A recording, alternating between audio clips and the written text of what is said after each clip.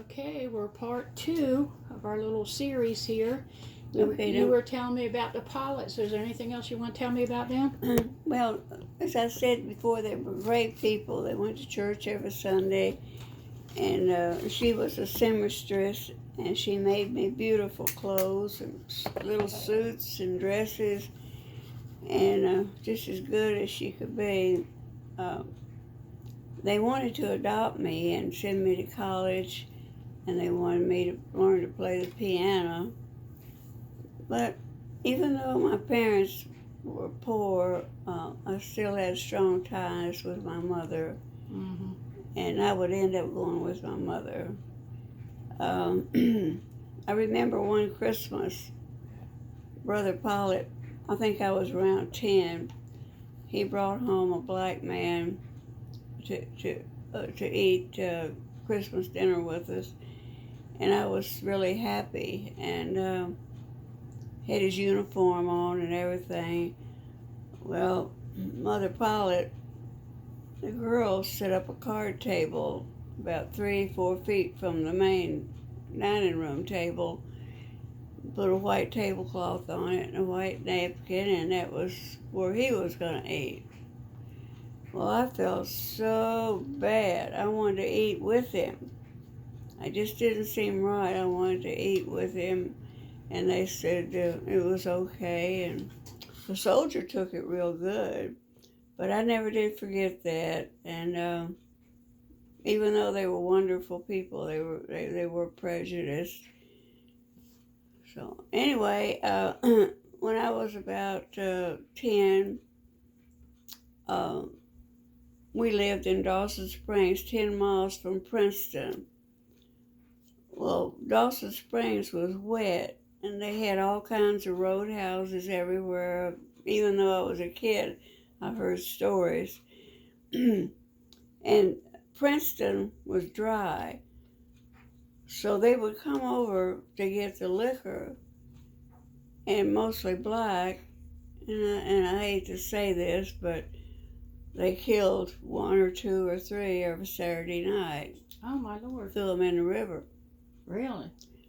Well, the FBI came, and they killed a bunch of the FBI people, sent them on their way.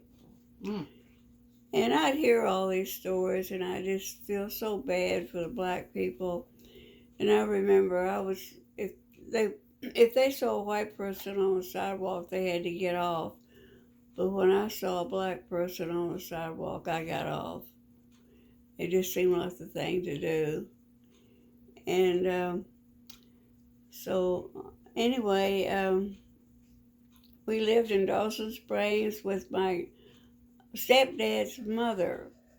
And they didn't have much, they just had a little garden, and he went squirrel hunting, and we had enough to eat, not gobs of it, but we had enough. Well, that was during the Depression, and finally they really couldn't afford to feed me, and I went back to the pilots, and my stepdad would climb the telephone pole at night and turn the lights on, climb up and turn them off in the morning, and they had a little machine to make your own cigarettes. Mm.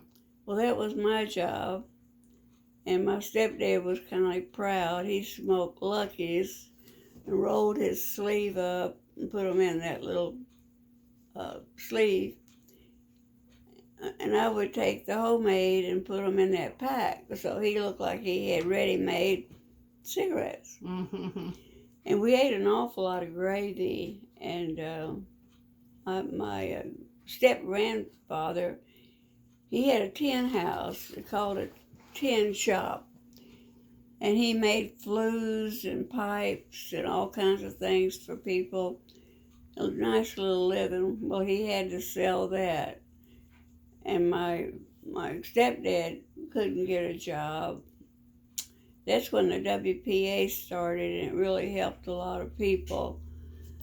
And then they called it commodity. They would bring big trucks in, and you would get in line to receive your portions or whatever they had. And but it seemed like the rich people got there and got all the good stuff, the cheese and stuff. And back then, you paid to have a president too.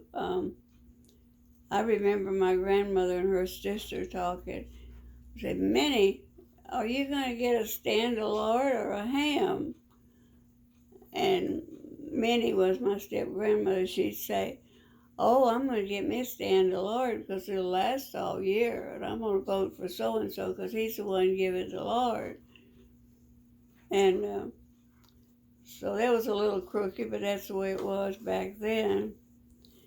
And everything was rationed: shoes, coffee, cheese, just a lot of things were rationed. And I remember I made a majorette in school, a 4th grade, and I was so proud of myself. I had a cute little costume, red and white satin, and I had to have boots with a white tassel. And my mother didn't know where she was going to get boots, but she figured out a way. She went to the black market and got some coupons and got my white boots. And I did a good job marching in the band, twirling my baton. Well, then things began to change. My mother told my stepdad, "We've got to get out of Dawson Springs or we're never going to amount to anything. And I'm going to sell everything we have and you're going to Knoxville, Tennessee." Of course, he didn't really want to go, but he always trusted, he called her Lou. He trusted Lou to do the right thing. So she went to a little shop called Julius Schwab, a little Jewish man had a secondhand store. Sold everything we owned, pots, pans, beds, everything. And we gave him the money, and he went to Knoxville, stayed in a little room, and he got in the union with the pipe fitters. So every time he got a notice of a job, whether it be Tennessee, West Virginia, Alabama, and places like that, we would take off. We didn't have anything. But my sister, we had stolen her away when we went to see her in Illinois. Never took her back. And she and I would sit in the back seat laughing. We just had more fun, just laughing at everything. And going up, the roads then were terrible across the mountain. You just had a 2-lane, and you had those big semis. And we had this little cheap car. I forget what kind it was. I think it was a Nash. But anyway, it was cheap. And we couldn't get up the mountain.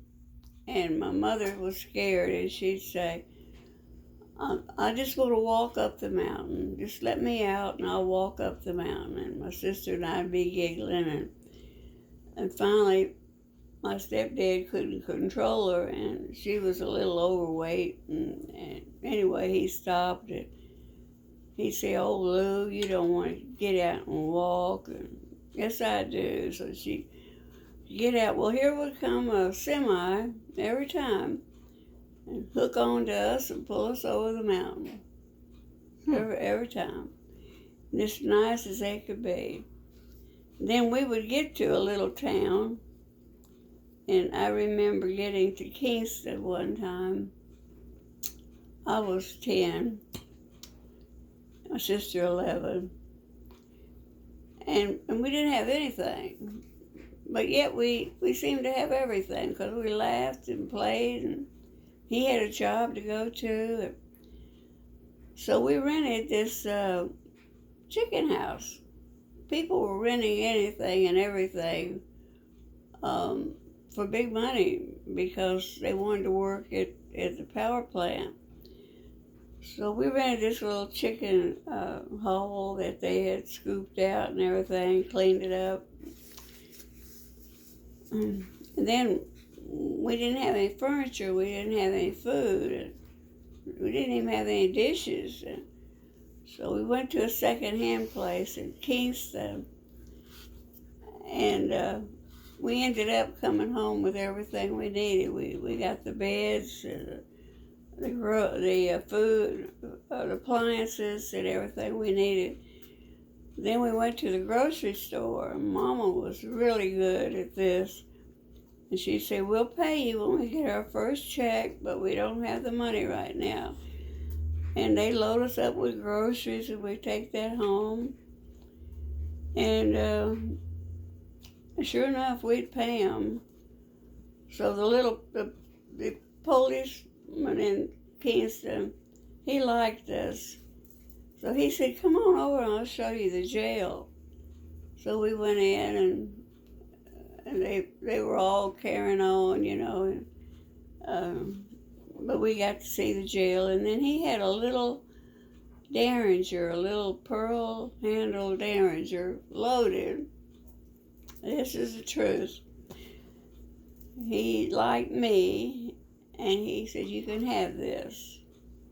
So, and you were 10 years old? 10 years old, and he gave me a pearl-handled Derringer fully loaded. Mm.